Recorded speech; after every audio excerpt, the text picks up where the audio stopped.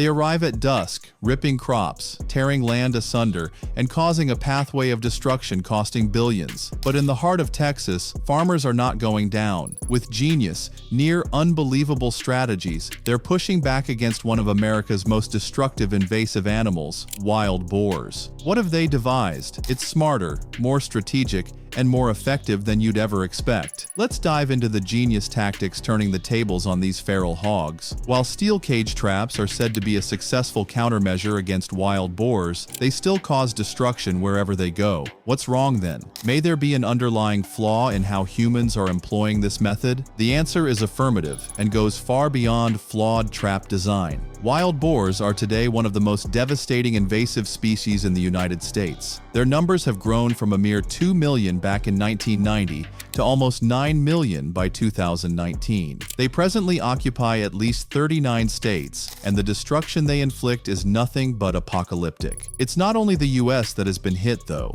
Nations such as Australia, Germany, and Spain are facing the same challenges. What makes them such a threat? Their smarts, their ability to adjust, and particularly their high reproduction rate. One female can produce 2 litters per year, each with 4 to 6 piglets. That means populations double in a few months. Indeed, unless 60% or more of the local population is culled each year, their numbers will continue to balloon. The financial impact of these destructive creatures is astonishing. Feral hogs in the wild bring about anywhere from $1.5 billion in economic losses annually in the United States alone. This is a direct loss to crops such as corn, soybeans, wheat, and peanuts, as well as indirect expenses such as damage to property, water pollution, injury to livestock, and spread of diseases. As their population grows, farmers throughout the nation, particularly in Texas, are engaged in a losing battle. Luckily, they are waging a smart battle. To counter the increasing issue, the U.S. Department of Agriculture,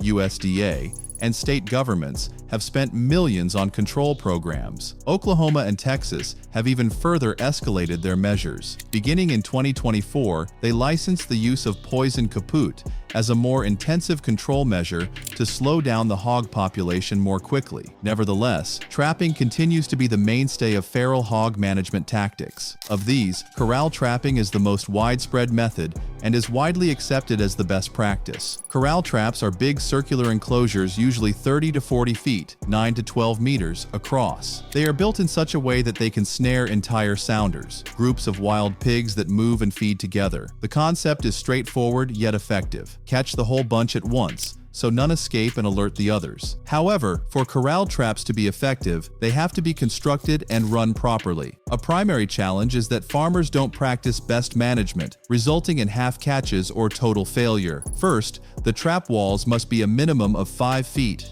1.5 meters, tall. Wild hogs are very athletic. They can jump, climb, and break through inferior structures. That's why using solid steel panels rather than inferior materials is not negotiable. One of the most important features is the gate. Old-fashioned manual gates usually trigger too early, catching a small number of hogs and spooking the rest away. Remote-activated gates, however, provide complete control for the operator to watch the group through a trail camera and activate the trap as the rest of the sounder enters. Even the most well-crafted trap won't work if it's set in the wrong spot. Trap placement is the #1 success factor, say researchers at Texas A&M University. Best locations are along water courses, field edges, or natural trails hogs follow. Farmers should thoroughly scout the land for telltale signs such as uprooted soil, wallowing pits, hoof prints, scat. After identifying a prime site, it's time to apply the forgotten key step, pre-baiting. Pre-baiting refers to baiting and setting up the trap site 3 to 7 days before closing the gate. Throughout this period,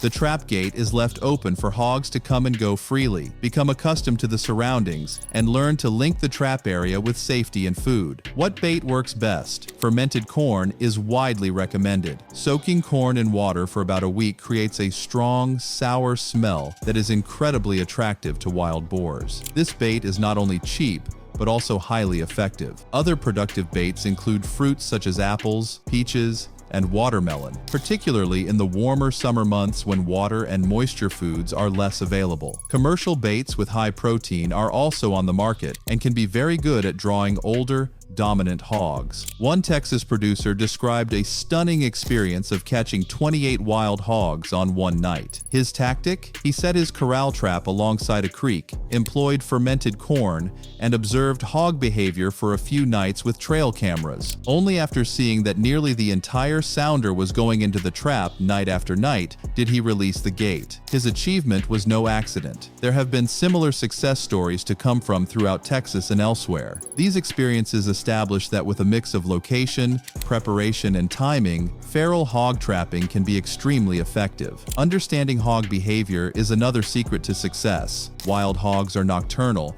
and their peak activity span is from 8 p.m. to 4 a.m. With this knowledge, veteran farmers do not bother checking their traps during the day and instead use night vision trail cams for monitoring. It's also important to understand that feral hogs are very smart. They quickly learn, signal danger, and will stay away from places where they detect a threat. It's for this reason that moving too fast or making excessive noise around the trap can spoil the whole exercise. If you want to capture an entire sounder, patience is everything. Experts recommend triggering the trap gate only after you've confirmed that about 80% of the group enters the trap regularly. If you rush the process, you risk catching only a few pigs, while the rest scatter and avoid that location indefinitely. Another important consideration is how long the pigs are left inside the trap. If trapped pigs begin squealing or displaying panic behaviors, their distress can alert nearby hogs. For this reason, it's necessary to gather the trapped hogs promptly, ideally within an hour or two of capture. Here are some common mistakes that can reduce the effectiveness of wild boar traps. Flawed trap design. Weak walls or low panels enable hogs to break out. Incorrect sighting. Traps set far from areas of hog activity seldom work. Omitting pre-baiting. This results in suspicion and avoidance. Early triggering. Catching only a few hogs notifies the rest. Retention for too long. Keeping pigs in the trap too long produces distress calls. Smart farmers don't rely on the same trap location forever. Rotating trap sites every few months helps prevent the hogs from learning and adapting. It also spreads the trapping effort across a larger area, increasing overall success. Though corral traps form the foundation of wild boar management in Texas, there are some farmers who have taken their approach a notch higher with the adoption of new concepts and equipment that drive effectiveness even further. One of such methods is rotational baiting. Rather than using the same bait repeatedly, farmers switch between fermented corn, apples, and commercial high-protein baits. Rotating ensures that hogs do not get suspicious of a single type of bait and keep getting curious to enter traps. A few even try scent baits imitating natural foods or the scent of another wild hog, which tends to entice territorial boars to come and check. In an interesting innovation, some entrepreneurial farmers have added sound and vibration tools close to traps. The tools release faint sounds or vibrations mimicking the movement of other hogs or prospecting for food sources. Wild boars, being social animals, can draw entire sounders towards the trap location. The trick is all about balance. The stimuli should be appealing and not startling. Too sudden or loud sounds trigger suspicion and avoidance. In addition to trail cameras, thermal imaging cameras have proved to be game changers for tracking feral hog activity, particularly in the middle of the night. Thermal imaging cameras pick up on the heat signatures of animals passing through brush or fields, allowing farmers to have accurate information about sounder sizes, travel patterns, and peak activity times. Equipped with this information, farmers can maximize trap operation schedules and locations with incredible precision, greatly improving their odds of trapping entire groups. Farmers are not islands, and in rural parts of Texas, success has been driven by creating close-knit groups of farmers and hunters who exchange immediate intelligence regarding hog sightings,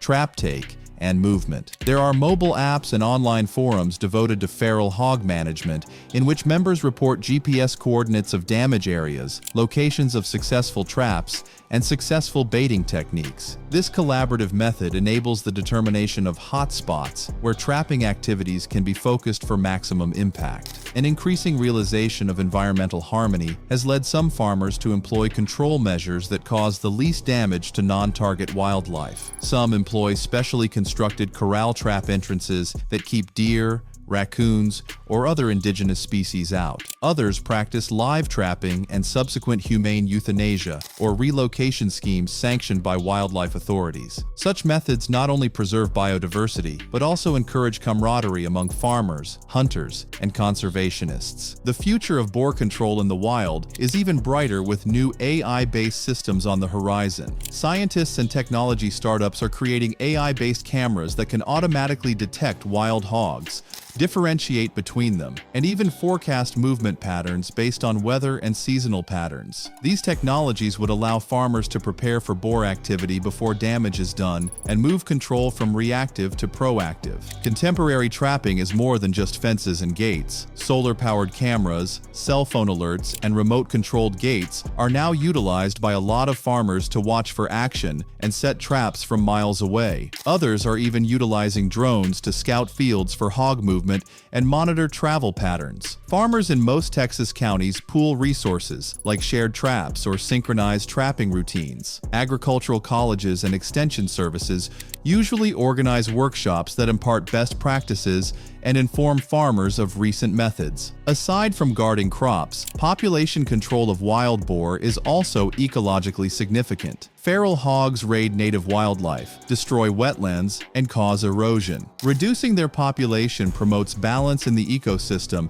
and protects biodiversity. Certain communities have taken it a step further by holding feral hog hunting competitions and reward schemes. Aside from keeping numbers under control, they raise awareness and involve the public in wildlife management. Texas farmers are showing that with the right combination of strategy, technology, and determination, even the most difficult issues can be addressed straight on. If you enjoyed these wild boar trapping techniques as much as we did, don't keep them to yourself. Like, share, and subscribe for more rural innovation in action. And tell us in the comments, what's the smartest farm hack you've ever witnessed? See you next time, stay sharp, and stay one step ahead.